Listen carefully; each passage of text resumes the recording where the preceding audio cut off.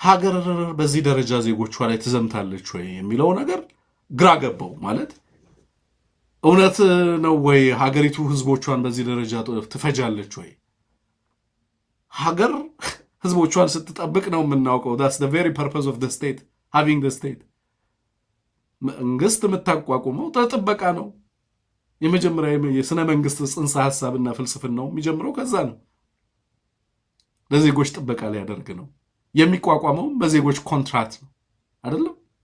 እነ ሆብስ በሏቸው እነ ሮሶ በሏቸው ተነሱ የምንላቸው ጥንታዊ የመካከለኛውም ጥንታዊ ከቅድመ ግሪክ እና ከዛም በኋላ የመጡ የፖለቲካ ልሂቃን፣ የፍልስፍና ልሂቃን፣ የፖለቲካ ፊሎሶፊ ልሂቃን በስፋት ያብራሯቸው ነገሮች የመንግስትን መሰረታዊ መኖር አስፈላጊነት አስፈላጊ ያደረገው ፋንክሽናል ኔሴሲቲ የሆነበት ምክንያት ምንድን ነው የሚለው በዋናነት በዜጎች ፍቃድ የሚቋቋምና ዜጎች ደሞዝ የሚከፍሉት የሚያገለግል ከዛ በኋላ ኮንትራቱ ኤክስፓየር ሲያደርግ ደግሞ ሌሎች ዜጎች የሚያዋቅሩት ነው እኮ። መንግስት እኮ it's not like ሌላ ፋክት አይደለም እኮ፣ ሌላ ኦልተርኔቲቭ ፋክት አይደለም። በራሱ ሴፐሬትሊ ኤግዚስት የሚያደርግ ኤንቲቲ አይደለም። የሰዎች በጎ ፍቃድ የፈጠረው ነው። የሰዎች በጎ ፍቃድ የሚነሳውም ነው። ትሽረዋለህ ትሾመዋለህ ማለቴ ነው። ግን እዛ ጋር የነበሩ ፓርላማ ውስጥ የነበሩ ሰዎች በጣም ተደንቀው እና ግራ ተጋብተው የሚያነሱት ጥያቄ ሀገሪቱ ዜጎቿን ትገድላለች ወይ የሚለውን ነገር እንዴት መቀበል እንደተቸገሩ በዛ ቦታ ላይ በመድረኩ ላይም ትመለከቱታላችሁ ማለቴ ነውና እንደው ትንሽ ነው ቢያንስ 10 ደቂቃ የሚሆነውን ወይ 5 ደቂቃ የሚሆነውን የንግግራቸውን አስኳል እንስማ እና ከዛ በኋላ አለፍ እያደረግን ደግሞ የሚያነሷቸውን ሰፊ ሐሳቦችን እንናገር። 22 ደቂቃ ከ40 ሰከንድ ነው ንግግር ያደረጉት። 22 ደቂቃ ከ40 ሰከንድ ነው ንግግር ያደረጉት። በዚህ 22 ደቂቃ ውስጥ ምን አጋጠማት ኢትዮጵያ? በምን አይነት ሁኔታ ውስጥ ነው ያለችው? የአማራው ህዝብ ምን አይነት መከራ ውስጥ ነው ያለው? የኢትዮጵያ ኦርቶዶክስ ቤተክርስቲያን ምን ገጠማት? ቤተክርስቲያኗ ማን ነች? ማዳን ለምን ይገባል? ኢትዮጵያን ከመንፈስ ለምን መጠበቅ ይገባል? የሚለውን ነገር በሚገባ ዲፋይን ያደረጉት ነው እና በዚህ ደረጃ ሲገለጽ ኦኬ ኢሚዲየት የሆነ ፕሮምፕት የሆነ አክሽን፣ ፈጣን የሆነ ምላሽ አለመስጠት የማይቻልበት ደረጃ ላይ ይደረሳል። እኒህን ሰው በሚገባ እሳቸውንና መሰል በጣም በርካቶች በእውቀት በልምድ በጥበብ ከፍተኛ እውቀትና ግንዛቤ ያዳበሩ ሰዎች የዚህ ትግል አካል የትግሉ አካል በራሳቸው መንገድ ትግሉን ሼፕ የሚያደርጉበት የሚያግዙበት በተለይ ዲፕሎማሲውን የሚያሳልጡበትን እድል እያሰፉ ከወጣቱ ጋር እነዚህን አንጋፋና ዕድሜ ጠገብ እውቀት ጠገብ በልምድም በብዙ ነገር በተሞክሮ ሰፊ እውቀት ያላቸውን እያስተሳሰሩ መሄድ የትግላችን አካል ተደርጎ መወሰድ መቻል ያለበት ይመስለኛል።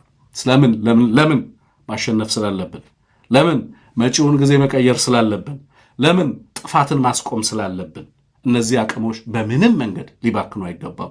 ከባከኑ የምንከስረው እኛ ስለሆነ የሚጎዳው ህዝባችን ስለሆነ ስለዚህ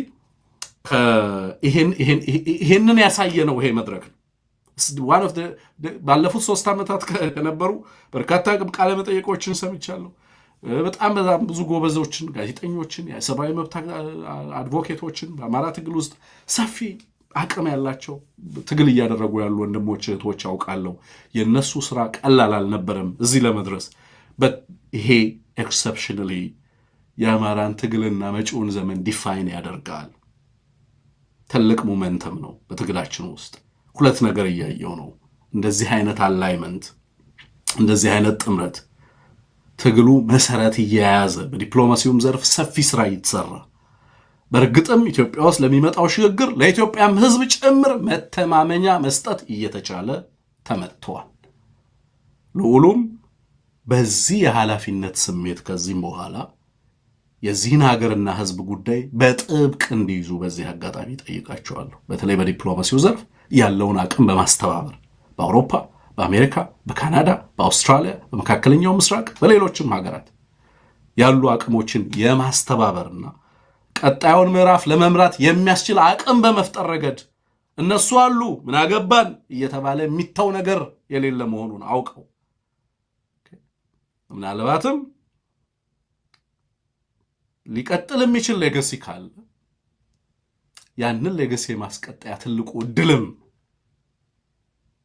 ዛሬ በዚህ ሰፊ መድረክ የተፈጠረ እንደሆነ ተመልክቻለሁ።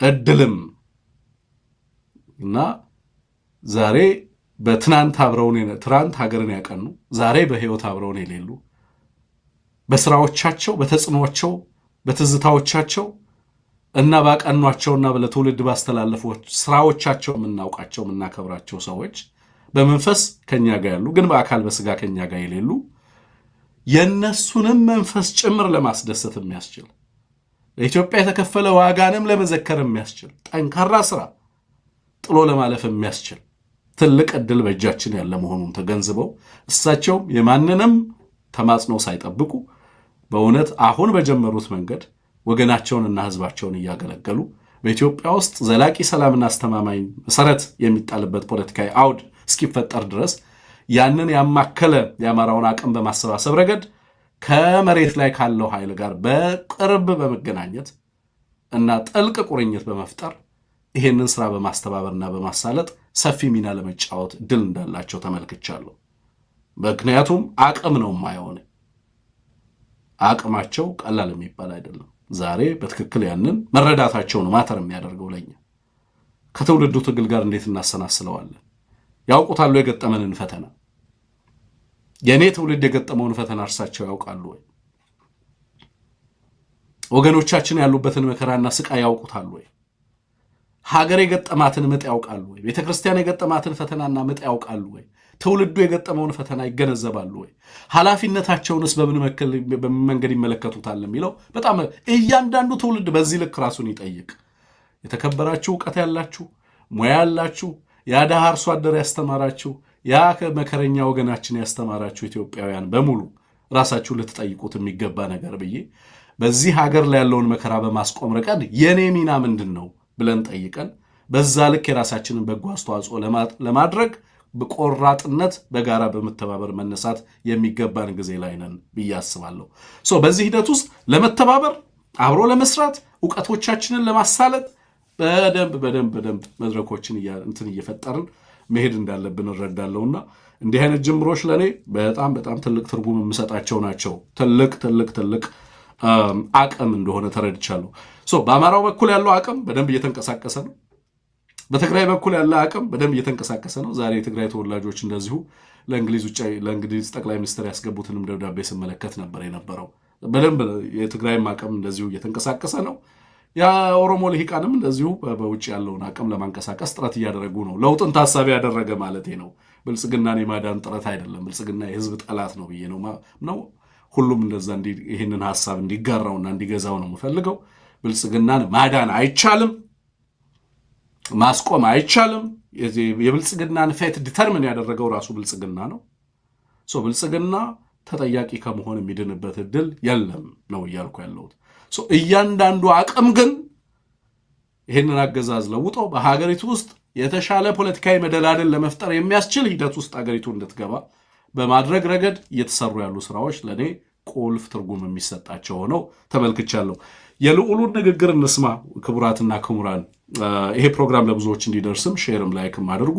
እጅግ የሚያስገርም ነው። እስኪ አብረን እናጣጥመው። የእውነት እኔ አንዴን የሰማሁት ደግሜ ከእናንተ ጋር ግን ስሰማው ይበልጥ ደግሞ መማርበት እንደሚሆን ተስፋ አደርጋለሁ እና ተተርጉሞም ምናልባት ነገ ተነገ ወዲያ ደግሞ ለህዝባችን በተለይ ኢትዮጵያ ውስጥ ላለው ኦዲየንስ በስፋት እንዲሰራጭ እናደርጋለን ብዬ አስባለሁ። ንግግራቸውን የአውሮፓ ፓርላማ በነገራችን ላይ አርፍደው ነው የተገኙት። ኮንቴክስት ልስጣችሁ። ስብሰባውን ዘግይተው ነው የደረሱት። ጠብቀዋቸዋል። ፕሮግራሙ ላይቭ ስትሪም እየተደረገ ነበር የነበረው። እንግዲህ በነበረ አይ ቲንክ የትራፊክ መጨናነቅ ይመስለኛል ዘግይተው ትሬን የተጠቀሙት እዛ ቦታ ለመድረስ። በነገራችን ላይ የሰላምና የደህንነታቸውንም ጉዳይ ከዛሬ በኋላ በደንብ ጥንቃቄ እንዲይዙት በዚህ አጋጣሚ አሳስባለሁ። ምክንያቱም የጀመሩት ነገር ቀላል እንዳልሆነ በደንብ እንዲያውቁት በዚህ አጋጣሚ ስለ ህዝባችንም ስለ ወገናችንም ስለምሳሳም ጭምር ነው ይሄንን ማስተላልፈው። ስለዚህ ሲሪየስሊ የሴኪዩሪቲውን ጉዳይ በደንብ እንትን ብሎ ከዚህ በኋላ ይበልጥ በርካታ ስራዎች የሚሰሩበት ጊዜ ስለሆነ ወገብን ጠበቅ ማድረግ ያስፈልጋል።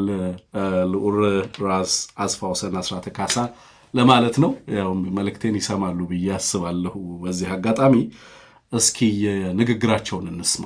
ግዴላችሁ በመሀል እያቆምን ሀሳቡን እየሰጠን እንድንሄድ ብዬ ነው። ሳይለንት ሰፍሪንግ ኦፍ ዲ አምሃራ ፒፕል ነው ያሉት። የአማራን ህዝብ በዝምታ ውስጥ ያለ ስቃይና ሰቆቃ፣ ያልተነገረ ሰቆቃ የገለጹበት ነው። ከዛ ባሻገር ኢትዮጵያ ፌስ እያደረገች ያለችው ኤግዚስተንሻል ትሬት ኤግዚስተንሻል ክራይሲስ እንደሆነና ከብዙ የሀገሪቱ ህልውናና ቀጣይነት አደጋ ውስጥ የገባበትን ሁኔታ ያነሳሉ። ፖለቲካዊ፣ ማህበራዊ፣ ሳይኮሎጂካዊ፣ መንፈሳዊ፣ አካባቢያዊ፣ ጂኦፖለቲካዊና በርካታ ቀውሶችን በአንድ ጊዜ እያስተናገደች የሀገሪቱ ህልውና መቀጠልና ለመቀጠል በከፍተኛ አደጋ ውስጥ የገባበት ሁኔታን መፈጠሩን የሚያነሱበት ዘርፍ ነው። ሁሉንም እንስማው። ቢኮዝ እኔ ጣልቃ ባልገባ ደስ ይለኛል። ብዙዎቻችሁ በኋላ ላይ ሀሳቡን ባነሳው ይሻለኛል፣ ግን አብረን እንስማው። በጣም ስለሚጣፍጥ የሚያነሱት ነገር እና ለጆሮም ለአእምሮም እጅግ የሚመጥን ነገር ስለሆነ የሚያወሩት እሳቸውን እንስማና ምናልባት በኋላ ላይ የያዝኳቸውንና ጽፌ የሚይዛቸውን ሀሳቦች ላይ ብመለስ ነው የሚሻለው ከምናቋርጠው። አብረን እንስማው ሙሉውን።